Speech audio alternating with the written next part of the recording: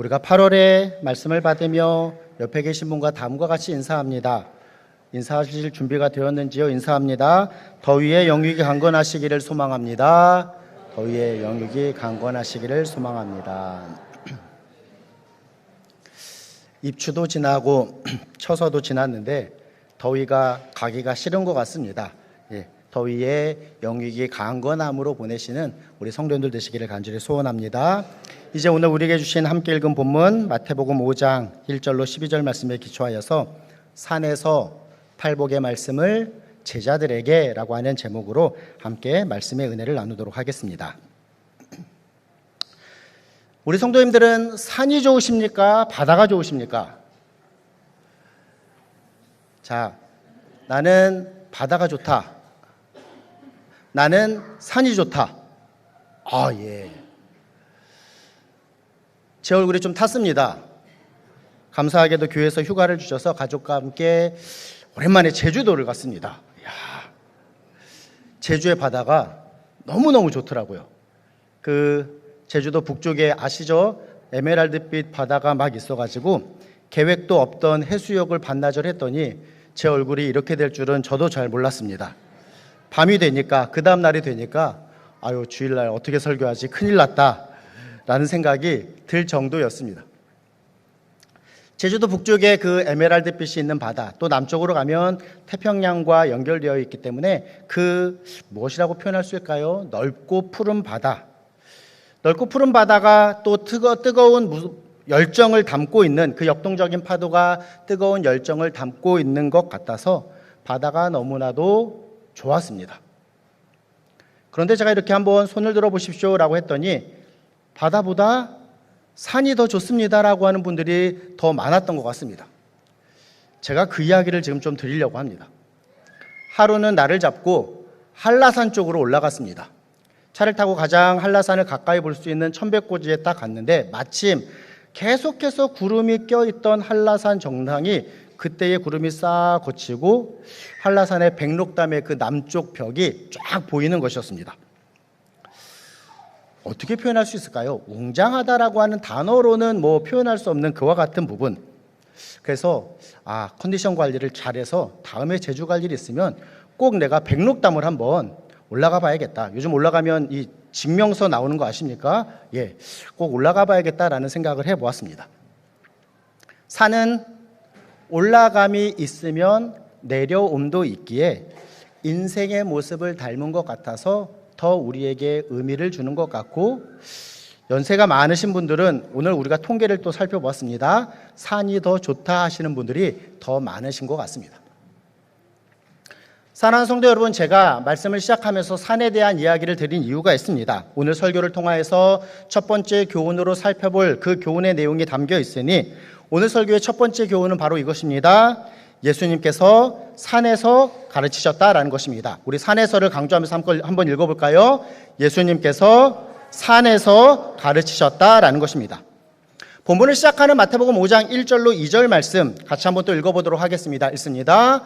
예수께서 무리를 보시고 산에 올라가 앉으시니 제자들이 나아온지라 입을 열어 가르쳐 이르시되라 기록합니다. 예수님께서 산에 올라가 말씀을 선포하셨다라고 오늘 본문이 분명하게 기록합니다. 물론 성경의 배경, 예수님께서 이 말씀을 하신 배경이 아마 갈릴리 근처였기에, 갈릴리 바다 근처였기에 높은 산이라고 하기보다는 아마 구름과 같은 곳이었을 것이다 라고 생각해 볼 수 있습니다. 그런데 본문이 기록하듯이 바로 그 산에서 예수님께서 입을 열어 가르치셨다라고 본문이 시작됩니다. 오늘 본문은 신약을 시작하는 4개의 복음서 마태, 마가, 누가, 요한복음 중에 마태복음에 속해 있습니다. 본문이 포함된 마태복음은 1차적으로 이 팔레스타인, 이스라엘 땅에 살던 유대인들을 1차적 독자로 생각하면서 쓰여졌다라고 하는 특성을 가진 책이 바로 마태복음입니다. 즉, 말씀을 1차적으로 받는 독자들에게 있어서, 이 유대인들에게 있어서 산이 주는 의미가 있었습니다. 특별히 산에서 말씀을 선포하셨다라고 하는 이 구절, 이와 같은 모습이 연상되는, 전달하는 의미가 있었다라는 것이죠. 무엇이었을까요? 본문에 나타난 예수님께서 산에서 말씀하신 이 모습이 유대인들에게 공통적으로 전달하는 의미가 무엇이었겠습니까? 그것은 바로 모세가 시내 산에서 하나님으로부터 율법을 받아 백성들에게 전한 모습이 산에서 말씀을 선포한 모습이 담고 있는 의미였습니다.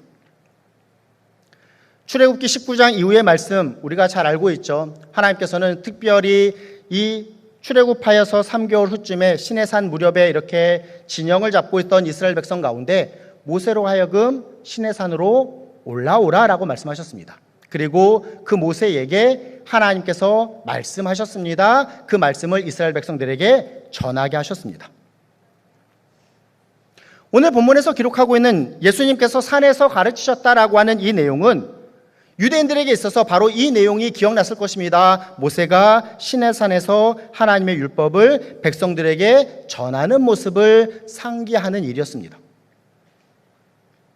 마태는 또 다른 곳에서 이러한 모습을 강조함으로 기록합니다. 마태복음 17장 말씀을 보면 산에서 나타난 또 다른 사건을 통하여서 본문의 내용이 담고 있는 이 의미, 예수님께서 산에서 말씀하셨다라고 하는 의미를 더욱더 분명하게 드러내고 있습니다. 마태복음 17장 1절로 3절 말씀 우리 같이 한번 읽어볼까요? 읽겠습니다. 엿새 후에 예수께서 베드로와 야고보와 그 형제 요한을 데리시고 따로 높은 산에 올라가셨더니 그들 앞에서 변형되사 그 얼굴이 해같이 빛나며 옷이 빛과 같이 희어졌거늘 그때에 모세와 엘리야가 예수와 더불어 말하는 것이 그들에게 보이거늘이라 기록합니다. 우리가 변화산 사건이라 부르는 이 마태복음 17장의 기록, 무엇보다도 예수님께서 이 땅에 오신 메시아이시다라는 사실을 분명하게 전달합니다. 유대인들에게 그 당시 주어졌던 성경, 그 성경을 또 다르게 일컫는 표현이 바로 율법과 선지자들의 글이다라고 하는 표현이었는데, 지금 변화산상에서 예수님과 누가 같이 등장합니까? 모세와 엘리야가 등장하고 있으니 바로 율법과 선지자의 대표자들이 예수님과 함께 등장하므로 결국 예수님께서 구약의 말씀을 성취하시는 메시아이시다라는 사실을 분명하게 드러내고 있는 것이 바로 변화산 사건입니다. 오늘 본문의 내용과 연결해서 한번 이해해 볼까요? 살펴보고 있는 첫 번째 교훈이 무엇입니까? 예수님께서 산에서 가르치셨다. 이 내용은 바로 예수님께서 구약의 모세, 즉 그 모세를 통하여서 주신 그 율법의 한계를 넘어서서 구약의 예언을 성취하신 완전한 메시아로서 천국의 복음을, 더 완전한 천국의 복음을 전하신다라는 것이 오늘 본문이 담고 있는 중요한 의미입니다. 결국 예수님 율법의 완성자이시다라는 사실을 분명하게 드러내는 것입니다. 이 내용을 본문 바로 다음 마태복음 5장 17절 말씀에서 다음과 같이 기록하고 있습니다. 같이 한번 읽어보겠습니다. 내가 율법이나 선지자를 폐하러 온 줄로 생각하지 말라. 폐하러 온 것이 아니요 완전하게 하려 함이라. 아멘. 예수님께서 하신 말씀입니다. 내가 이 복음을 전하면서 하고자 하는 본연적인 뜻은 율법을 폐하려고 하는 것이 아니라 율법을 완전하게 하기 위함이다 라고 주님 말씀하십니다.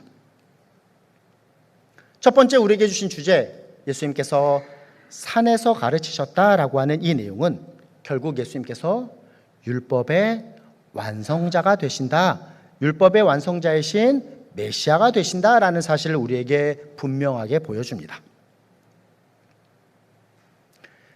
지금까지 설명드린 내용에 기초하여서 이제 오늘 설교를 통하여서 살펴보고자 하는 두 번째 교훈입니다. 두 번째 교훈은 바로 예수님께서 산에서 팔복의 말씀을 가르치셨다라는 것입니다.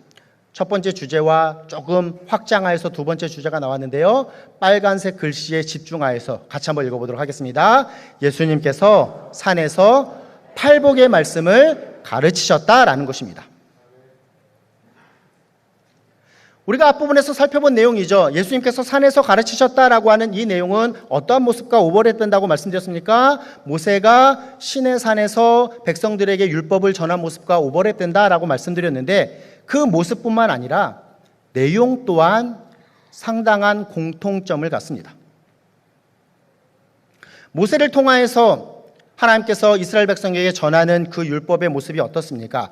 출애굽기 20장 이후의 말씀을 보면 10계명으로부터 시작하여서 또 여러 계명을 말씀하시는 것처럼 예수님께서는 산상수훈이라 불리는 이 마태복음 5장으로부터 7장까지의 말씀 가운데 팔복이라 부르는 첫 번째 중요한 주제로부터 이제 천국 복음을 전하신다라는 것입니다.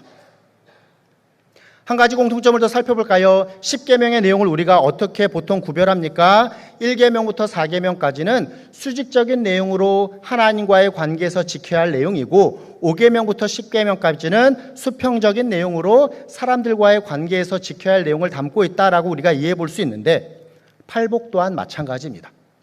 1계명부터 첫 번째부터 네 번째 복은 하나님과의 관계에 초점이 맞춰져 있고 다섯 번째부터 여덟 번째 복은 사람들과의 관계, 즉 세상 속에서 살아가는 관계 가운데서 주어지는 복의 내용을 담고 있다라고 하는 공통점이 있습니다. 본문이 기록하고 있는 8가지의 복 가운데 이 아침 첫 번째 복과 여덟 번째 복을 우리가 살펴보고자 하니 중요한 공통점이 있습니다.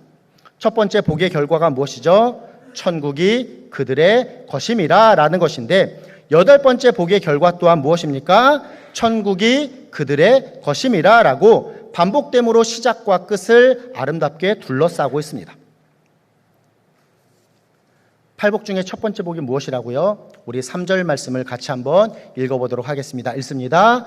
심령이 가난한 자는 복이 있나니 천국이 그들의 것임이요입니다.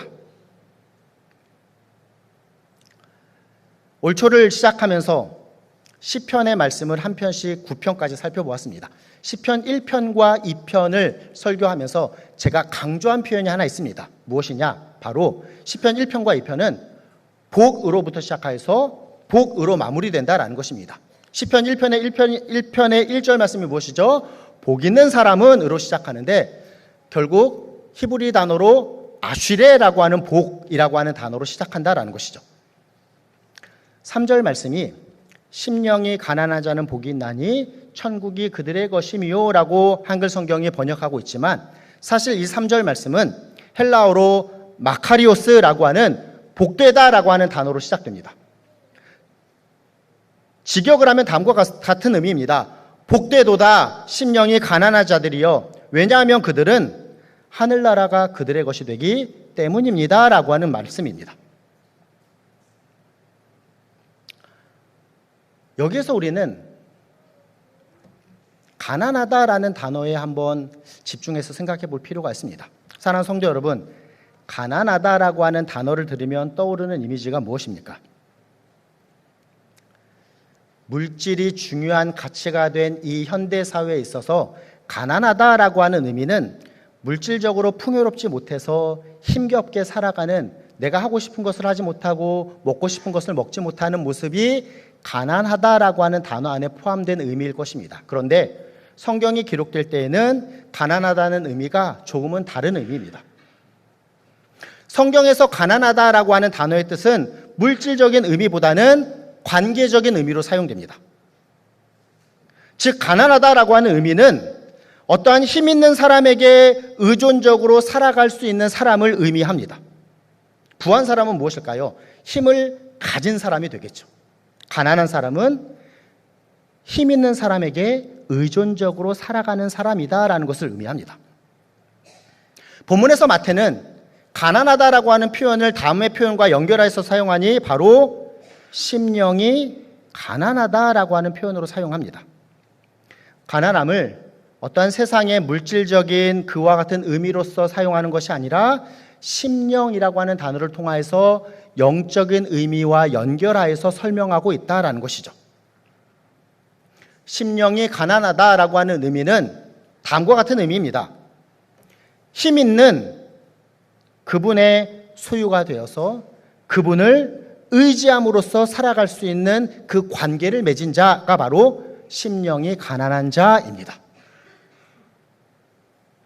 심령이 가난하다는 것은 다시 말씀드립니다. 영적인 의미를 가져서 하나님의 소유가 되어서 하나님을 의지하면서 살아가는, 하나님을 믿는, 의지하는 사람이 바로 심령이 가난한 자입니다.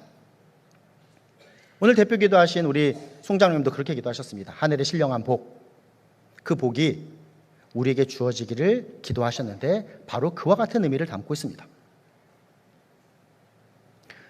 앞에서 팔복을 십계명과 연결해서 설명드렸죠. 첫 번째 복에서부터 네 번째 복과는 하나님과의 관계에 초점이 맞춰져 있다라고 설명을 드렸는데 바로 이것입니다.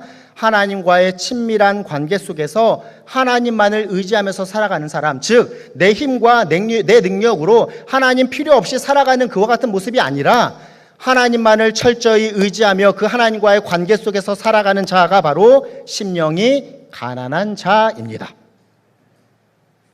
예수님께서 무엇이라 말씀하십니까? 심령이 가난한 자가 복이 있다. 왜? 그들은 천국을 소유한 자이기 때문이다 라고 설명하십니다. 사랑하는 성도 여러분, 복을 무엇이라고 생각하십니까? 앞에서 우리가 이미 이 내용을 살펴보았습니다. 현대 물질주의를 살아가는 우리는 자연스럽게 현대의 사상에 물들어서 현대 사회를 이끌어가는 물질이라고 하는 가치 아래서 그것을 나의 삶의 가치로 여기면서 살아갑니다. 그래서 물질이 1번 가치가 됩니다. 안타까운 모습인 것 같습니다. 예전에는 어떤 표현이 더 좋을까요? 사랑, 정, 가족, 부모, 부모와 자식, 이와 같은 개념들이 훨씬 더 물질보다 상위에 있는 개념이었는데 이제는 물질이 다 이깁니다. 벌써 한 15년 전의 이야기입니다. 제가 앞에 교회에서 사역을 할 때에 탈북민 사역을 하는 교회여서 탈북민들과 이렇게 이야기를 하는 과정 가운데 탈북민들이 여러 한국 사회에 대해서 이해하지 못하는 많은 부분들에 대해서 이야기를 할 때에 다음과 같은 이야기를 했습니다. 어떻게 한국은 돈 때문에 부모를 죽입니까? 어떻게 한국은 돈 때문에 자식을 버립니까? 라고 이야기하는 내용을 들었습니다. 오신 그분들은 어떻게든 모아서 북에 있는 부모님이라든지 북에 남겨진 자녀들을 이렇게 데려오는 것이 삶의 소망이십니다.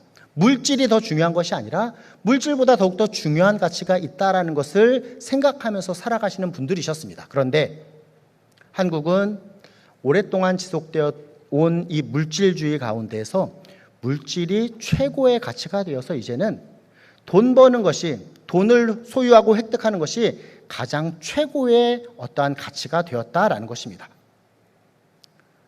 혹여나 우리 또한 이와 같은 모습으로 살아가고 계시는 것은 아니신지요? 다시 질문드립니다. 사랑하는 성도 여러분, 복이 무엇이라 생각하십니까? 내가 복 받는 것, 하나님께서 나에게 물질적인 축복을 확 주시는 것이라고 생각한다면 매우 한정적이고 제한적인 이해입니다. 오늘 말씀이 우리에게 복이 무엇인지를 분명하게 교훈하고 있습니다. 마카리오스라고 선포하며 3절 말씀을 시작하죠. 복되도다라고 시작하는데 그 복된 모습이 어떠한 모습이라고 설명합니까? 심령이 가난한 모습, 즉 하나님과의 관계 가운데 내 힘과 능력으로 되지 않으니 전적으로 하나님을 의지하며 그 관계성을 가지고 살아가는 모습이 복되다라고 성경이 우리에게 교훈합니다. 돈, 권력, 명예, 건강 물론 중요합니다. 그런데 이 세상의 것들을 소유한다고 복된 것이 아니라 하나님과의 친밀한 관계 속에서 사는 것이 참된 복이다라고 우리에게 교훈하고 있는 것입니다.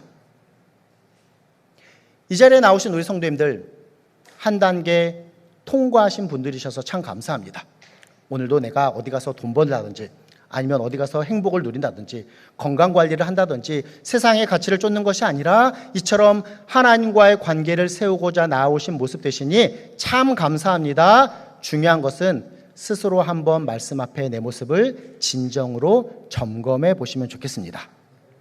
심령이 가난한 자는 복이 있나니 천국이 그들의 것임이요. 이 말씀이 나에게 분명히 적용되고 있는가? 한번 말씀 앞에 우리의 모습을 점검해 보시면 좋겠습니다.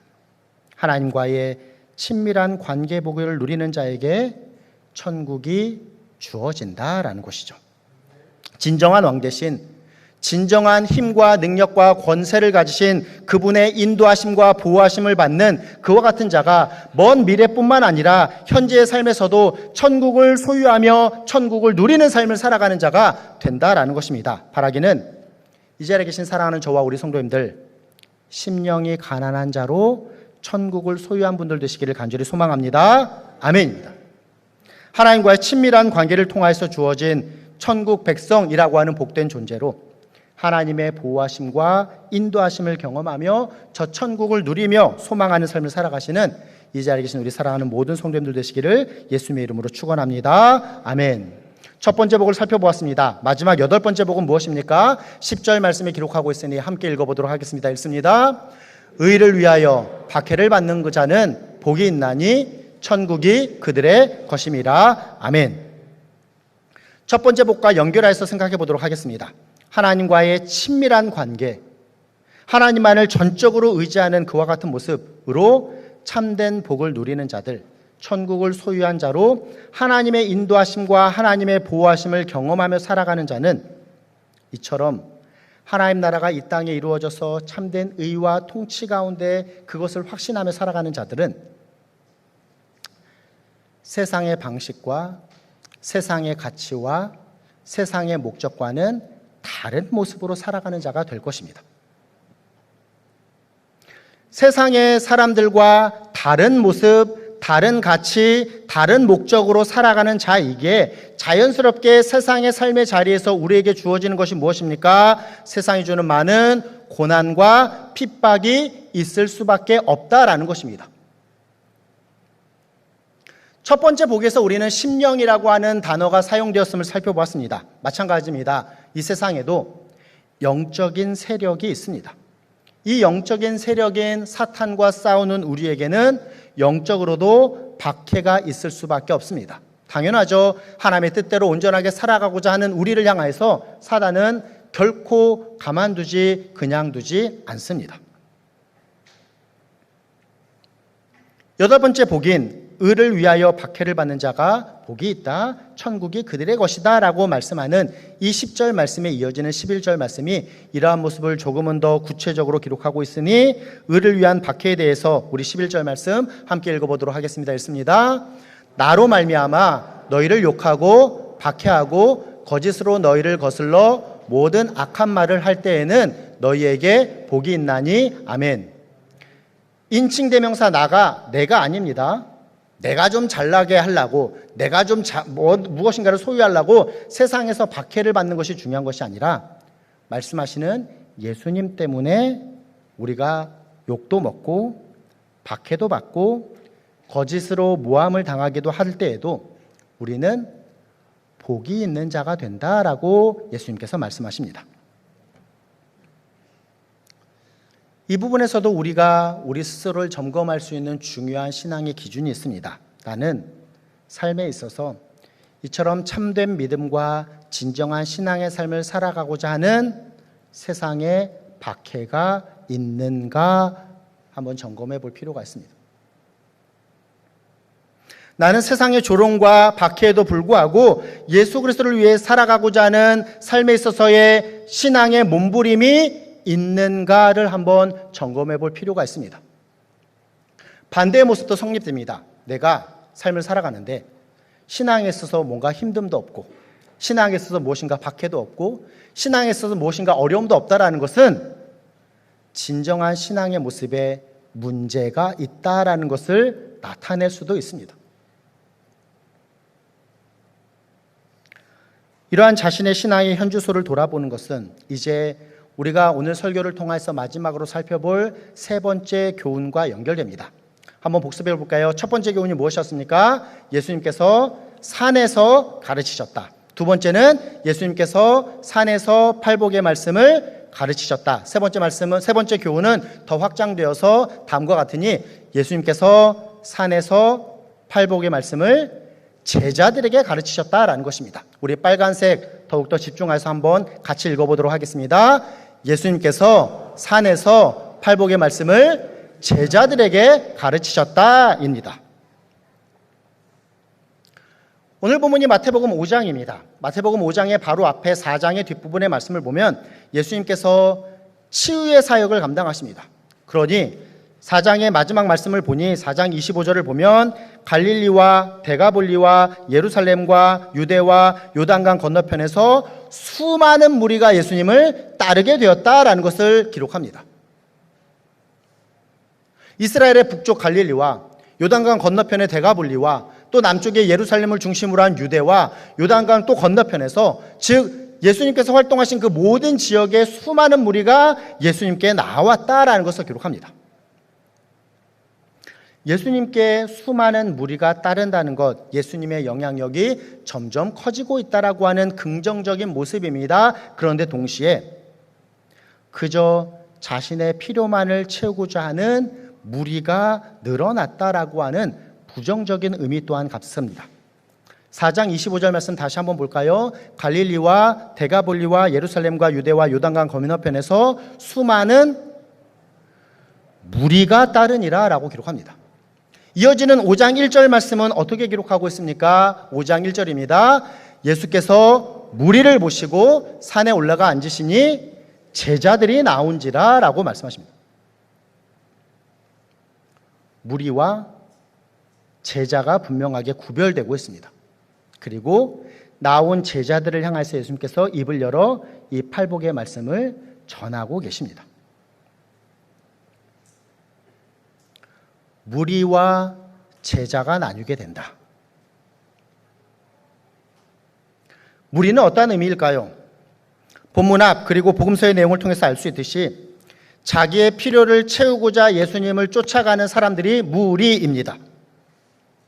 병을 고침받고자, 굶주림을 해결받고자, 또는 자신들이 추구하는 정치적인 메시아를 추구하면서 예수님을 따르는 자들이 무리입니다.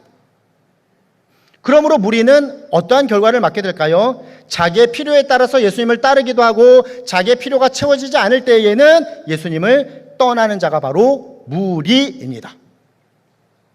그런데 이 무리와 어떠한 개념이 대조되고 있습니까? 제자는 다른 모습입니다. 제자는 어떠한 자입니까? 일반적으로 선생님으로부터 가르침을 받는 자입니다. 특별히 예수님 시대에는 제자는 스승인 예수님과 함께하는 모습을 가졌던 자들이 바로 제자입니다. 제자는 그러므로 결국 어떠한 모습을 갖게 됩니까? 선생님의 가르침뿐만 아니라 선생님의 삶을 따르게 되며 결국 선생님을 닮아가는 모습으로 그 길을 쫓는 자가 바로 제자입니다. 물론 우리가 성경을 통해서 여러 연약한 제자들의 모습을 발견하기도 하지만 결국 예수님의 뜻을 이루므로 나아가는 자들이 바로 제자였음을 살펴보게 됩니다. 마태복음의 기록 가운데 제자라고 하는 표현이 바로 오늘 보면 마태복음 5장 1절에서 처음 사용됩니다. 예수님께서는 예수님 앞에 나온 수많은 무리와 대조되는 제자들을 향하여서 팔복으로부터 시작하여서 천국 백성의 생활 양식에 대하여서 지금 가르치십니다. 본문에서 기록하고 있는 팔복뿐만 아니라 7장까지 계속되는 산상수훈의 말씀은, 즉 천국 백성의 생활 방식에 대한 이 귀한 내용은 수많은 무리들을 향해서 주신 말씀이 아니라 예수님 앞에 더욱더 가까이 나아간, 예수님을 더욱더 따르고자 나아가는, 예수님을 닮아가는 삶을 살아가고자 하는 제자들에게 주신 말씀이다라는 사실을 우리가 깨닫게 됩니다. 세 번째 교훈을 통해서도 우리의 모습을 한번 점검해 볼 수 있습니다. 너무나도 분명한 교훈인데요. 나는 무리 가운데 속한 자는 아닌가? 나는 진정한 제자인가를 우리가 점검해 보아야 할 것입니다. 무리에 속한 것처럼 주일이면 교회도 나오고 예배도 드리고 신앙생활 한다라고 하면서도 예수님이 아닌 내가 중심이 되어서 나의 필요를 채우고자 예수님을 따르고 있는 것은 아닌가? 혹여나 그와 같은 모습이라고 한다면 우리는 제자에 속하기보다는 무리에 속한 자와 비슷한 모습이다라는 것이죠. 이 자리에는 저와 우리 성도님들 진정한 예수님의 제자이시기를 간절히 소원합니다. 제자는 내 필요를 채우는 자가 아니라 예수님을 따르며 예수님의 가르침을 세우며 결국 예수님의 뜻을 이루는 자가 바로 제자입니다. 예수님을 나의 삶의 중심에 모시고 내 뜻이 아닌 그분의 뜻을 이루고자 그분을 따르는 자가 바로 제자입니다.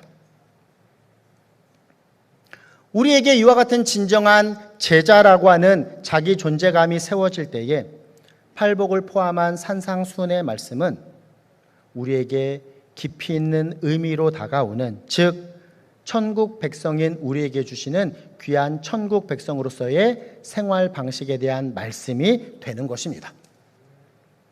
사랑하는 성도 여러분, 우리가 신앙인으로서 무엇에 가치를 두고 살아가야 하겠습니까?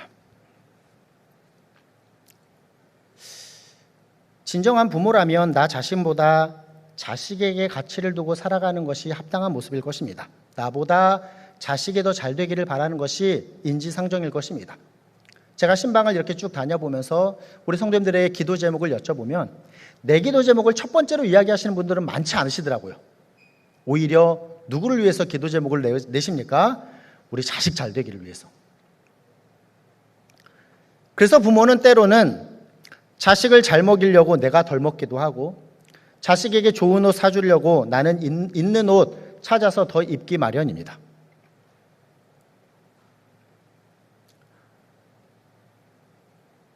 제가 자라면서 정말 기억에 남는 것 중에 하나는 저희 아버지가 생선을 참 좋아하시는데 왜 생선의 머리와 꼬리만 드시지? 라는 물음표였습니다. 어두육밀해서 그런가? 고기는 머리가 맛있어서 그런가? 라고 생각을 했었는데 왜 몸통에 그 잘 발려진 살은 안 드시고 이렇게 머리와 꼬리만 드실까라고 생각을 했습니다. 그런데 한 30년이 지나서 제가 그러고 있더라고요.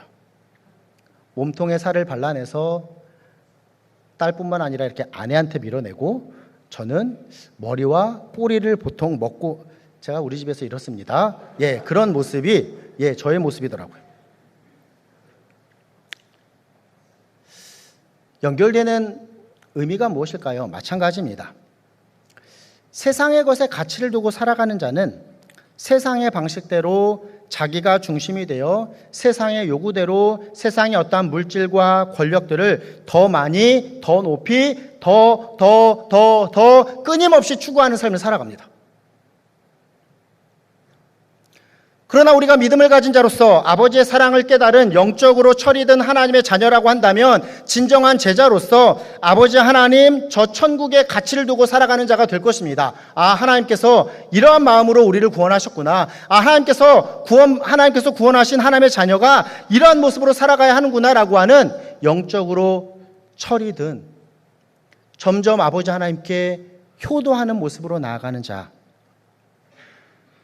그가 바로 심령이 가난한 자이다라고 오늘 본문은 우리에게 교훈합니다. 즉 하나님의 소유된 존재로 더욱 하나님을 의지하는 모습으로 살아가는 자이다라고 설명합니다. 이러한 자가 의를 위하여서 핍박을 받기까지 하는 자이다라고 우리에게 설명합니다. 고난과 핍박이 있을지라도 이 세상에서 세상의 방식이 아니라 나의 뜻을 이룸이 아니라 하나님의 뜻을 이루는 것이 내 삶의 최고의 가치와 목적이 됩니다라고 하는 그 분명한 방향성을 가지고 살아가는 삶, 이러한 진정한 제자의 삶을 살아가는 자들에게 오늘 본문이 복되다라고 말씀하시며 그 복을 우리에게 다음과 같이 소개해주고 있으니 무엇입니까? 12절 상반절이 이 부분을 기록하고 있습니다. 천국이 그들의 것이다 라고 기록합니다. 첫 번째 복과 마지막 복을 기록하는 3절과 10절 말씀의 뒷부분입니다. 천국이 그들의 것입니다 라고 기록하고 있는 것입니다. 이제 말씀을 정리해 볼까요? 오늘 우리에게 주신 말씀 앞에서 우리가 가장 기본적으로 점검해야 될 내용은 바로 이것입니다. 귀한 복의 결과가 천국이 그들의 것입니다 라고 말씀하시는데 나는 정말 천국이 귀하다는 것을 생각하고 천국을 소망하며 살아가고 있는가 점검해 볼 필요가 있습니다. 이제 물질적으로 풍요해져서 이 땅을 살아감에 있어서 무엇인가 불편함이나 어려움이 없기에 천국이 별로 이렇게 사모되지 않는 시대가 되었습니다. 먹을 것도 너무 많고 가야 될 것도 너무 많고 누려야 될 것도 너무 많아서 한 살이라도 나는 이 영화로운 땅에서 더 살겠다, 천국은 잘 모르겠다라고 하는 모습이 세상의 모습뿐만 아니라 교회 안에 그리스도인의 모습일지도 모르겠습니다. 다시 질문드립니다. 나는 천국을 소망하며 살아가고 있는가?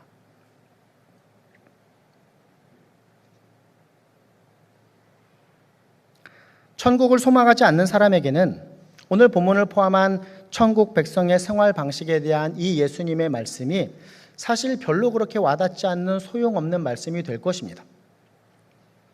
그러므로 우리에게 분명하게 점검해 볼 첫 번째 내용은 무엇일까요? 나는 천국을 소망하며 살아가고 있는가입니다. 나는 저 천국을 소유할 수 있는, 즉 저 천국에 들어갈 수 있는 유일한 열쇠가 되는 예수 그리스도를 믿는 믿음을 소유한 자인가라는 것을 우리가 스스로 점검해 보아야 한다는 것이죠. 더하여서 나를 구원하여 천국 백성 삼아주신 그 크신 하나님의 은혜와 사랑이 나에게 얼마나 분명하게 새겨졌는가를 생각해 볼 때에 오늘 우리에게 주신 말씀이 우리에게 분명한 의미가 되는, 나에게 주시는 말씀이 되는 것입니다. 비록 세상에서 박해를 받고 세상에서는 조금 무엇인가 부족하여서 가난하게 되는, 세상의 기준으로 가난하게 될지 모르나 나를 사랑하사 나를 위하여 자기 자신을 버리신 하나님의 아들 되신 예수 그리스도를 믿는 믿음 안에서 천국은 우리의 것이 되었습니다. 오늘 본문의 마지막 12절 말씀, 상반절 말씀이 다음과 같습니다. 같이 한번 읽어보겠습니다. 읽습니다. 기뻐하고 즐거워하라. 하늘에서 너희의 상이 큼이라 라고 말씀하십니다.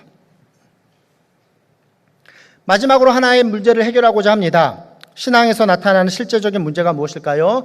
구원의 은혜를 받아 천국 백성이 되었음에도 불구하고 나를 제자로 삼으신 그 부르심에 합당한 삶을 살아가는 것에 있어서 우리가 참 연약하고 부족함을 고백하게 됩니다. 주일이면 그래서 우리가 예배 순서 앞에 항상 참회 기도를 드리는 이유가 바로 여기에 있습니다. 하나님께서 우리를 천국 백성 삼으시고 우리가 천국 백성으로서 합당한 모습으로 살아가야 하는데 항상 연약한 우리, 그러한 연약한 모습 앞에서 바라기는 우리 성도님들 실망하고 포기하는 것이 아니라 오늘 말씀을 통해 살펴본 귀한 교훈을 기억하고 붙드시는 분들 되시기를 간절히 소원합니다. 오늘 설교의 제목을 연결해서 우리가 한번 생각해 볼까요? 예수님께서 산에서 팔복의 말씀을 제자들에게 가르치셨습니다.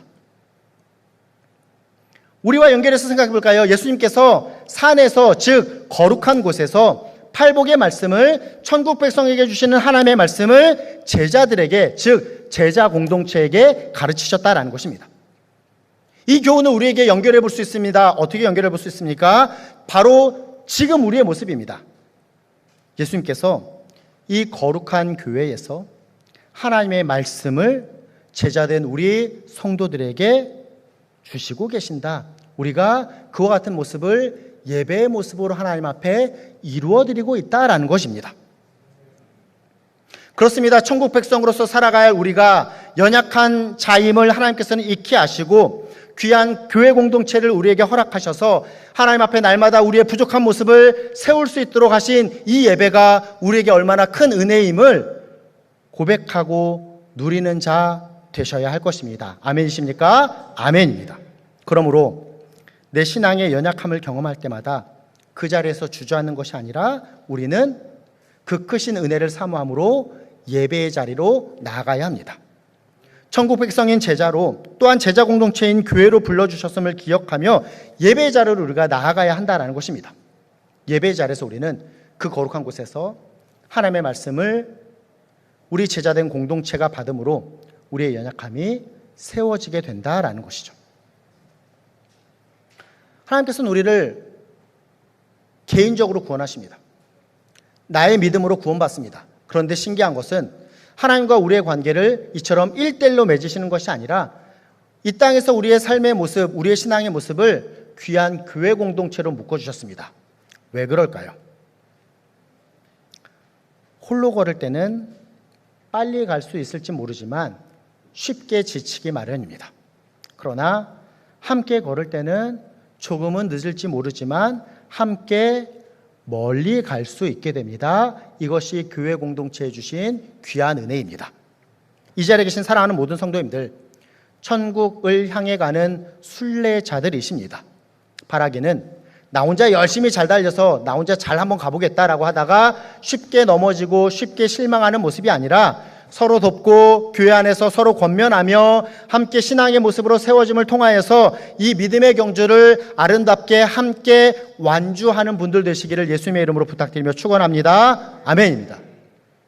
귀한 말씀 받았으니 예수님께서 산에서 팔복의 말씀을 제자들에게 가르치셨다라고 하는 귀한 교훈 붙잡고 예수 그리스도를 따르는 참된 제자로 이 땅에서도 천국 백성으로 살아감과 동시에 더하여서 이 땅에 세워진 아름다운 천국 공동체인 우리 전농중앙교회를 통하여서 연약한 믿음이 굳건하게 세워지고 많은 잃어버린 영혼들을 주님 앞으로 인도하는 아름다운 교회 공동체의 사명을 잘 감당하는 저와 우리 한 분 한 분의 귀한 성도님들 되시기를 예수님의 이름으로 부탁드리며 축원합니다. 아멘.